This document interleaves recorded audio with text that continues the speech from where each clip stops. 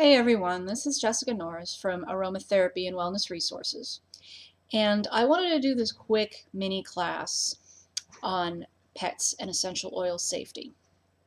There have recently been a number of posts on social media regarding essential oils being toxic to pets, even when used in a diffuser. And I just wanted to put some of the rumors to rest based on what we know about essential oils and scientific research. So a number of clients have asked me, is it safe to diffuse my essential oils in the same room as my pets? And the short answer to this is yes. It is perfectly safe to diffuse your essential oils in the same room as your pets if the diffusion is performed properly. So if you diffuse your oils improperly, it can not only affect your pets, but it's also going to affect you. And it usually manifests in neurological symptoms such as fatigue and headaches. And so improper diffusion includes putting too much essential oil in your diffuser. Now, in your typical room with your typical diffuser, you only need between 1 and 6 drops. It also includes diffusing your essential oils for too long and also diffusing in a room that doesn't have proper ventilation. So when you diffuse essential oils properly, it only results in a few parts of essential oil per million of water vapor. And so improper diffusion alternatively leads to a buildup of essential oil. And if it happens over the course of several hours, it will increase your chance of an adverse reaction. So if you're going to diffuse your oils around your pets, make sure that you're diffusing a small amount of oil over a short period of time in a room with adequate ventilation. And certainly don't make them stay in a room when they don't care for the smell. Allow them to leave the room if they want. So this is going to be true for both dogs and cats. So the toxicity of essential oils is different for dogs than cats. Cats lack liver enzymes that help metabolize many essential oil chemical constituents. And so what this leads to, and I've actually included some papers that focus on that, so the links are embedded here.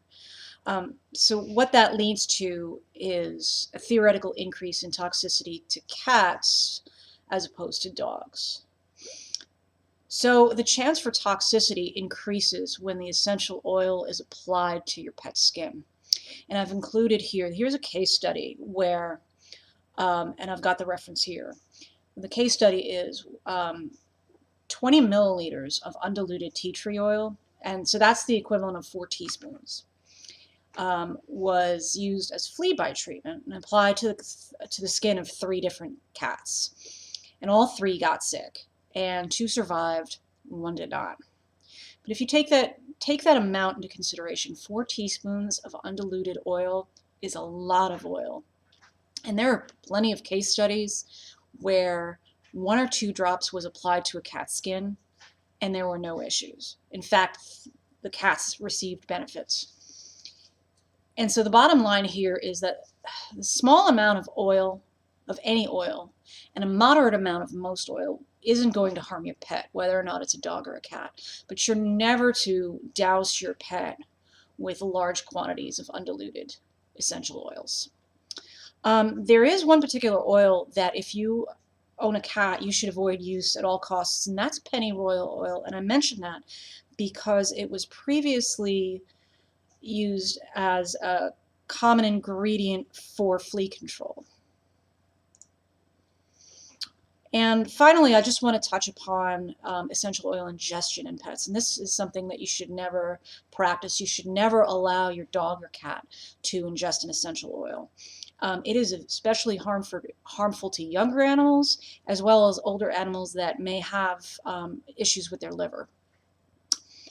But a few licks can be harmful to any pet. It, again, depends on the pet and it depends on the oil that they've consumed.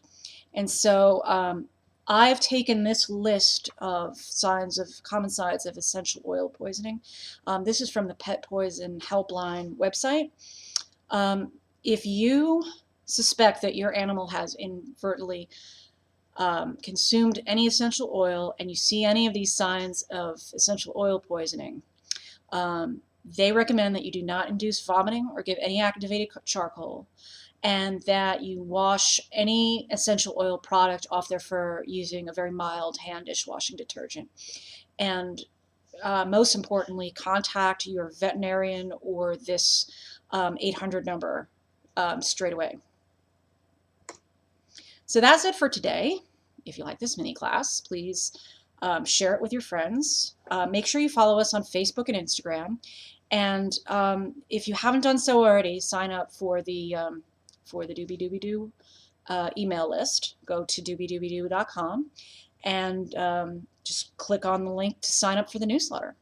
All right, thanks, and you guys have a great, great day.